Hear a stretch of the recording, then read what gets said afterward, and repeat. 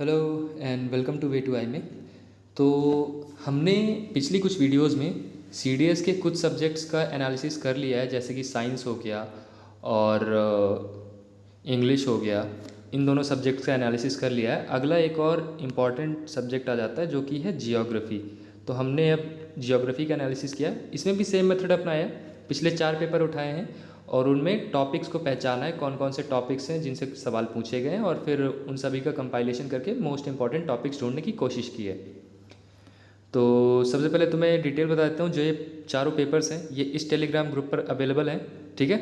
Way to I में मैं आपको यहाँ पे डिस्क्रिप्शन में लिंक डाल दूँगा, आप चेक कर लीजिएगा। वहाँ से आप ये चारों पेपर्स डाउनलोड कर सकते हैं या फिर आप यूपीएससी की वेबसाइट से भी डाउनलोड कर सकते हैं। तो सी डी एस 123 में मैप से रिलेटेड 7 क्वेश्चंस पूछे गए थे। ये अगर आप पूरे क्वेश्चंस देखो तो लगभग 15 के आसपास बैठ जाते हैं, और 15 में से लगभग आधे सवाल तो मैप से रिलेटेड ही हैं। अब मैप में भी क्या लोकेशन बेस्ड क्वेश्चंस होते हैं, ठीक है। और इसके अलावा वो लोग इंडिया के मैप से बहुत ज़्यादा सवाल पूछते हैं। जैसे कि मान लो इंडिया का मैप है, ओके, बहुत अच्छा नहीं बना पाया हूँ, उसके लिए सॉरी, मिटा ही देता हूँ इससे अच्छा। तो रिवर्स से रिलेटेड सिटीज़ की लोकेशन पूछ लेगा। मॉन्यूमेंट्स कुछ हैं, उनकी भी लोकेशन पूछी हुई थी उसने। कोस्ट लाइन से पूछा हुआ था, और कुछ स्टेट्स की बाउंड्रीज और स्टेट्स का शेप कैसा है उसके बारे में भी पूछा हुआ था सवाल। फिर स्टेट्स के बारे में कुछ क्लूज़ दे दिए, उसको पूछा हुआ था कि चलो इसके बारे में बताओ कौन सा है ये स्टेट। फिर लैटिट्यूड्स के बारे में, ट्रॉपिक ऑफ कैंसर के बारे में पूछा था कि ये ट्रॉपिक ऑफ कैंसर कहाँ कहाँ से जा रही है। वर्ल्ड मैप में पूछा था कि यहाँ पे ये कंट्री के बारे में कुछ क्लूज़ दिए हुए हैं, ये कंट्री का नाम बताओ। फिर प्लैनेट या सोलर सिस्टम, इससे एक सवाल पूछा गया था, और इससे लगभग हर बार एक बार सवाल पूछा ही जाता है एक सवाल। सॉइल के बारे में एक सवाल था, वोल्कनो से एक सवाल था, प्रेसिपिटेशन से एक सवाल था। प्रेसिपिटेशन जैसे कि फॉग हो गया, क्लाउड हो गया, मिस्ट हो गया, ये सब प्रेसिपिटेशन के ही फॉर्म्स हैं। और ह्यूमन जियोग्राफी की अगर बात करें तो ह्यूमन जियोग्राफी से भी एक सवाल पूछा गया था, और पोर्ट से एक सवाल पूछा गया था कि यहाँ पे पोर्ट के बारे में जो जनरल फैक्ट्स होते हैं उनके बारे में पूछा हुआ था। फॉरेस्ट रिपोर्ट से एक सवाल पूछा गया था। प्रेसिपिटेशन से 223 में 3 सवाल पूछे गए जो कि फॉग और क्लाउड के बारे में थे। क्लाउड के बारे में 2 सवाल थे, क्लाउड के बारे में 2 सवाल थे, और लैंडफॉर्म्स के बारे में एक सवाल। लैंडफॉर्म्स जैसे कि जो अर्थ में हमारे अलग अलग तरह के लैंडफॉर्म्स पाए जाते हैं, माउंटेन हो गया, रिवर्स हो गई, इन सब के बारे में। या फिर जैसे शायद भर क्रीप के बारे में पूछा गया था। क्रीप नाम से एक लैंडफॉर्म होता है सॉइल का, शायद उसके बारे में पूछा गया था। खैर, तो एग्रीकल्चर से 3 सवाल पूछे गए थे। एग्रीकल्चर में भी क्या कि शिफ्टिंग कल्टीवेशन का नाम दे दिया था और पूछ लिया था कि बताओ ये जो नाम है शिफ्टिंग कल्टीवेशन का, किस रीजन में इसको इस नाम से जाना जाता है। फिर क्रॉप्स के बारे में भी पूछा हुआ था कि ये क्रॉप्स किस महीने में उगाई जाती हैं, या फिर इन क्रॉप्स की क्या खासियत है। ह्यूमन सेटलमेंट्स के बारे में एक सवाल पूछा था। रिसोर्सेज के बारे में एक सवाल पूछा था। रिसोर्सेज का एक्चुअली वहाँ पे पूछा था कि टाइप्स ऑफ रिसोर्सेज पूछे, बायोटिक और अबायोटिक रिसोर्सेज। फिर highest mountains in Africa, highest mountain in Africa के बारे में एक सवाल पूछा था। सॉइल के बारे में एक सवाल पूछा था। सॉइल के बारे में देखो पिछली बार भी एक सवाल पूछा 123 में भी, और 223 में भी एक सवाल पूछा है। ये देखो सॉइल के बारे में एक सवाल, सॉइल के बारे में एक सवाल।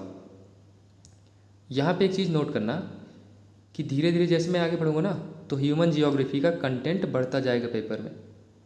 मैप के बारे में, मैप से 3 सवाल, माउंटेन पास पूछे हुए थे, सिटी की लोकेशन और प्लेट्यूज की लोकेशन पूछी हुई थी। सोलर सिस्टम के बारे में फिर से एक सवाल। इसमें देखो यहाँ पे 123 में भी सोलर, ये कहाँ गया, हाँ ये रहा, सोलर सिस्टम से एक सवाल पूछा था। 223 में भी पूछा है, ओके। फिर बायो जियोग्राफी से एक सवाल पूछा था, उसमें ट्रीज इन सर्टेन क्लाइमेट और जो रीजन है उसके बारे में पूछा हुआ था। आइसोलाइंस के बारे में एक सवाल पूछा हुआ था। आइसोलाइंस के बारे में भी अक्सर यहाँ पे सवाल पूछ ही लेता है वो। डिफरेंट रिवोल्यूशन थे, हालांकि रेवोल्यूशन वगैरह, फिर रेवोल्यूशन यानी कि जो वाइट रिवोल्यूशन है, ग्रीन रिवोल्यूशन है, उनके बारे में पूछा हुआ था, थोड़ा सा जनरल सी इन्फॉर्मेशन। फिर आगे चलते हैं 123 की तरफ, 124 की तरफ। तो मैप से 3 सवाल, अरेबियन पेनिनसुला के बारे में पूछा हुआ था कि कौन कौन से कंट्रीज़ आते हैं। फिर बायोस्फीयर रिजर्व्स की लोकेशन पूछी थी, वाइल्ड लाइफ सेंचुरी की लोकेशन पूछी हुई थी। इस तरह से यहाँ पे 124 में भी सवाल पूछे हुए थे। फिर जनरल फैक्ट से अंटार्कटिका के बारे में, लक्षद्वीप के बारे में, गेटवे सिटीज़ के बारे में, लैंडफॉर्म्स के बारे में फिर से पूछा गया। देखो लैंडफॉर्म्स बार बार आ रहा है, और कुछ है चाहे ना है, ये ज़रूर आ रहा है लैंडफॉर्म्स, जिसमें कि बैरियर आइलैंड्स के बारे में पूछा हुआ था, मिएंडर्स के बारे में पूछा हुआ था, प्रेसिपिटेशन के बारे में फिर से पूछा गया एक क्वेश्चन, क्लाउड के बारे में, ड्रेनेज पैटर्न के बारे में एक सवाल पूछा गया था कि यहाँ पे रेडियल पैटर्न और लीनियर पैटर्न ये सब पूछा हुआ था। ठीक है, हालांकि इतना ज़्यादा यहाँ पे रिपीट नहीं किया इसको, जो मोस्ट रिपीटेड है उनको मैं अभी आगे मैंने लिस्ट बनाई है। फिर इसके बाद क्लाइमेट क्लासिफिकेशन, कोएपन क्लासिफिकेशन से 2 सवाल पूछे हुए थे। वेदर फीचर्स, इंसोलेशन के बारे में पूछा हुआ था और ह्यूमिडिटी के बारे में पूछा हुआ था, तो इसको भी यहाँ पे पढ़ना है अच्छे से। ठीक, एटमॉस्फेयर के बारे में पूछा हुआ था कि एक सवाल आया था ग्रीन हाउस गैसेस के बारे में। वाइल्ड लाइफ कंजर्वेशन नाम से एक चैप्टर है, यहाँ पे 10th में है शायद, 10th की NCERT में, उससे एक सवाल पूछा हुआ था कि ऐसी कौन सी ऑर्गेनाइजेशन है जो एंडेंजर्ड स्पीसीज़ हैं उनका डेटा बुक रखती है, तो IUCN उसका आंसर था। उसके बारे में भी एक सवाल पूछा हुआ था। वाटरवेज़ के बारे में पूछा हुआ था, इंडिया के जो वाटरवेज़ हैं। फिर लैंड रिसोर्सेज के बारे में पूछा हुआ था कि कल्चरेबल वेस्ट लैंड किसे कहते हैं, ये भी 10th की जियोग्राफी से ही पूछा हुआ सवाल है। तो इसके पहले तक आप देखो तो जितने ज़्यादातर जो सवाल है ना, वो या तो 9th की NCERT से पूछे गए हैं, 9th की NCERT से, या फिर 11th की NCERT से पूछे गए हैं ज़्यादातर, क्योंकि यहाँ पे जो कंटेंट है वो ज़्यादातर फिज़िकल जियोग्राफी,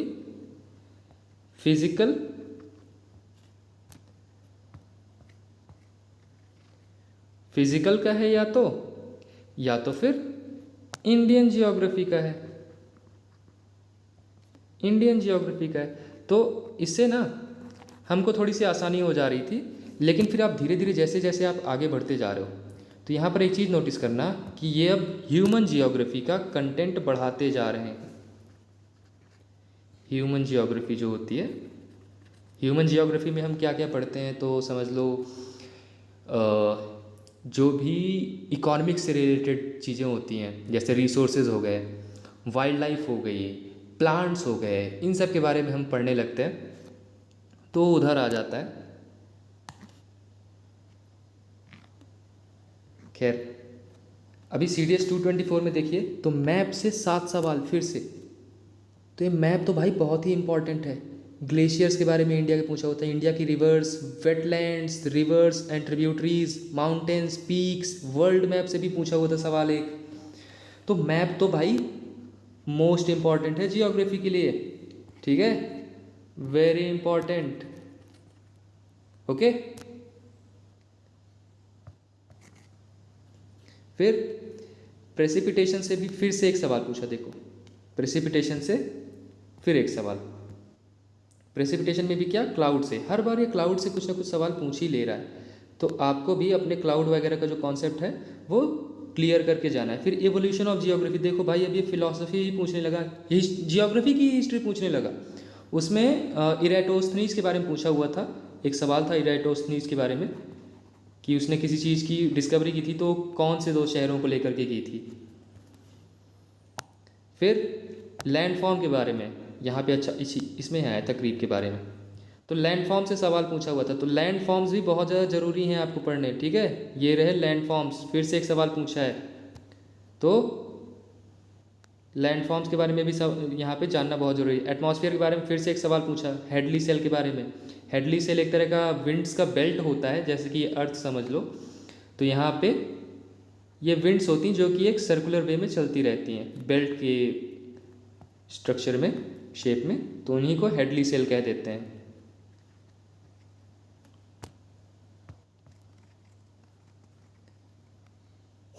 फिर आगे बढ़ते हैं, तो ओशन करेंट्स के बारे में पूछा हुआ था, ओशन करेंट्स की लोकेशन और उनकी खास बातें। फॉरेस्ट रिपोर्ट से फिर से एक सवाल, ये देखो वेदर और क्लाइमेट से, यहाँ पे मैंने क्लाइम लिख दिया है गलती से, क्लाइमेट होगा। ठीक है, वेदर और क्लाइमेट से पूछा हुआ था, जिसमें कि प्रेशर ग्रेडियंट के बारे में पूछा हुआ था कि प्रेशर ग्रेडियंट का डिफरेंस हम किस तरह से दिखाते हैं। डेनुडेशन या फिर वेदरिंग जिसको कहते हैं, रॉक्स जो टूटते फूटते हैं ना, उनके बारे में पूछा हुआ था कि ये किस तरह से होता है। और फिर वोल्केनोज से फिर से एक सवाल, इसके पहले भी आप देखो तो कहाँ गया, वो 223 में था शायद, 123 में था। वोल्केनो का सवाल 123 में भी आया था, फिर से यहाँ पे 224 में 3 पेपर्स के बाद पूछ लिया। सीस्मिक वेव्स के बारे में एक सवाल आया हुआ था। एग्रीकल्चर के बारे में फिर से सवाल देखो, एग्रीकल्चर से भी यहाँ पे अक्सर रिपीट करता है। वर्ल्ड रिवर्स, राइन रिवर के बारे में आया था सवाल। अंटार्कटिका के बारे में फिर से यहाँ पे कुछ जनरल फैक्ट्स पूछ लिए थे। अंटार्कटिका के बारे में ही इसके पहले भी इसने सवाल पूछे, देखो जिस जनरल फैक्ट्स यहाँ पे 3 पूछे हुए थे, अंटार्कटिका के बारे में, लक्षद्वीप के बारे में और गेटवे सिटीज़ के बारे में। तो अंटार्कटिका से लगातार दोनों पेपर्स में पूछा है। तो इन सब चीज़ों से जो मैं अभी तक कंक्लूड कर पाया हूँ वो ये है कि भाई जियोग्राफी का लेवल अब तो हो रहा है। अब अगर आप सोचो कि आप सिर्फ 9th और 11th की एनसीईआरटी से कर लो सारे सवाल, तो नहीं हो पाएगा। आप कर लो, वो भाई बेसिक है, उसके बगैर तो आप जियोग्राफी में कुछ भी नहीं कर पाओगे, तो उसको तो करना ही करना है। लेकिन इतना बता दूं कि उसके बावजूद भी आपको सारे मार्क्स गारंटेड नहीं हैं। तो फिजिकल जियोग्राफी से भी अब काम नहीं चलेगा, आपको ह्यूमन जियोग्राफी भी अच्छे से कवर करनी पड़ेगी अगर आप अच्छे खासे मार्क्स चाहते हैं जियोग्राफी में तो, और रिटन में आप अच्छे मार्क्स स्कोर करना चाहते हैं। मैप्स का तो भाई वेरी इंपॉर्टेंट, मैप्स का मैंने तुमको दिखाया ही है कि 7 सवाल पूछ ले रहा है, एक नहीं 2 बार पूछ रहा है। फिर लास्ट 2 पेपर्स से वो इंडियन फॉरेस्ट रिपोर्ट से भी यहाँ पे सवाल पूछ ले रहा है कि फॉरेस्ट के हालचाल क्या हैं, चलो बताओ। अभी यहाँ पे 2 पेपरों में तो पूछा है, लेकिन अगले कुछ पेपरों में पूछेगा कि नहीं इसके बारे में श्योरिटी नहीं है। लेकिन हाँ, इस रिपोर्ट को एक बार देख लेना, अगर बन जाए, अगर टाइम मिल जाए तुम्हें, या फिर बन करे। फिर मोस्ट रिपीटेड टॉपिक्स को देखते हैं तो भाई क्लाउड हो गया, रिवर्स हो गई, रिवर्स की लोकेशन और उनकी ट्रिब्यूटरीज हो गई। माउंटेन्स के बारे में पढ़ना है हमको, जो कि लोकेशन, पासेस और उनके पीक्स हैं। एग्रीकल्चर के बारे में, लैंड फॉर्म्स के बारे में, विंड्स के बारे में, वेदर के बारे में, क्लाइमेट के बारे में, सोलर सिस्टम के बारे में। इसके अलावा और क्या है यहाँ पे, और अगर हम देखते हैं तो भाई यहाँ पे एटमॉस्फेयर के बारे में पढ़ना बहुत ज़रूरी है।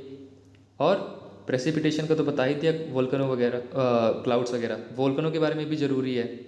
और कुछ है यहाँ पे जो कि बहुत ज़्यादा स्ट्राइकिंग हो और रिपीट हो रहा हो बार बार, वेदर एंड क्लाइमेट बता ही दिया यहाँ पे।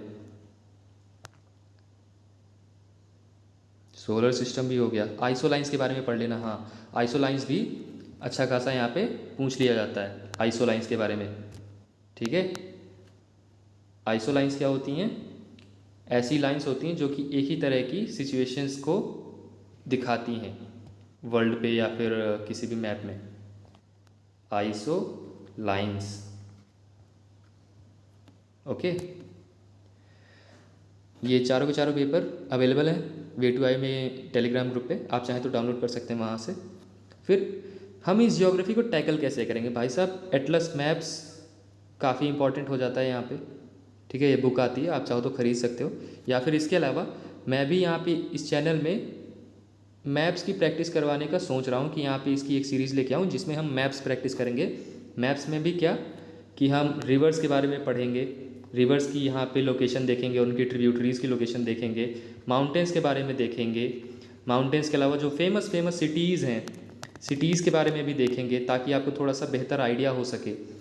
और इसके अलावा और क्या है यहाँ पे जो हम पढ़ सकते हैं, वाइल्ड लाइफ सेंचुरीज़ और जो फेमस नेशनल पार्क्स हैं जो न्यूज़ में रहें, उनकी भी यहाँ पे हम लोकेशन एक बार देख लेंगे मैप में, ताकि हमको वहाँ पे कंपेयर करने पर के लिए अगर पूछा जाए एग्ज़ाम में तो हम वहाँ पे अच्छे से कर पाएँ। ओके, फिर मैंने अभी आपको इसके बारे में बता ही दिया कि 9th एंड 11th की जियोग्राफी तो भाई मस्ट है, इतना तो करके जाना ही जाना है। फिर अब तो यहाँ पे 10th और 12th की भी एनसीईआरटी से भी पूछ रहा है, 10th 11th 12th की जो ह्यूमन जियोग्राफी है उससे भी सवाल पूछ ही रहा है, और वो लगातार लेवल अप करता जा रहा है। ग्रेजुएशन लेवल से पूछ रहा है भाई जियोग्राफी का, फिलॉसफी पूछ रहा है जियोग्राफी की। खैर, तो मैंने आपको most important and most repetitive topics बताई दिए।